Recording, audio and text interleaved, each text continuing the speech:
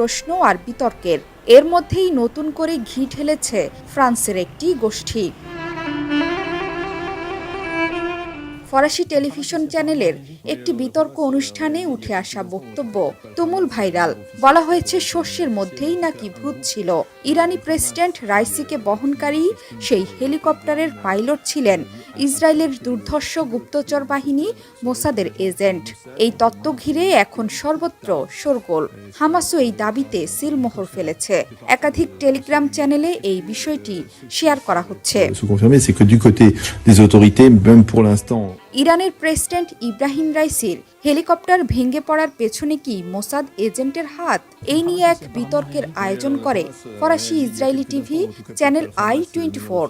সেখানেই উঠে আসে মোসাদের এক এজেন্টের নাম। তার কয়েক ঘন্টার মধ্যে ইসরায়েলপন্থী একাধিক টেলিগ্রাম চ্যানেলে এই মোসাদ এজেন্টের নাম করে মিম ছড়াতে শুরু করে। জানা গেছে এই টেলিগ্রাম চ্যানেলগুলো হামাস দ্বারা নিয়ন্ত্রিত। ভাইরাল হওয়া সেই টেলিভিশন অনুষ্ঠানে বিশেষজ্ঞ ড্যানিয়েল হাইককে ফরাসি ভাষায় বলতে শোনা যায়, মোসাদের এক এজেন্ট ইব্রাহিম রাইসির হেলিকপ্টারের পাইলট ছিল। এ সম্পর্কে তার কাছে সঠিক তথ্য নেই জানিয়ে তিনি দাবি করেন এই খবরটি এরই মধ্যে রটে গিয়েছে। দুর্ঘটনার খবর প্রকাশ্যে আসতেই মোসাদের এই এজেন্টের নামে একাধিক তথ্য প্রথমে হোয়াটসঅ্যাপ গ্রুপে ছড়ায়, সেখান থেকে টেলিগ্রামে। Pilote de l'hélicoptère serait un agent du Mossad. যদিও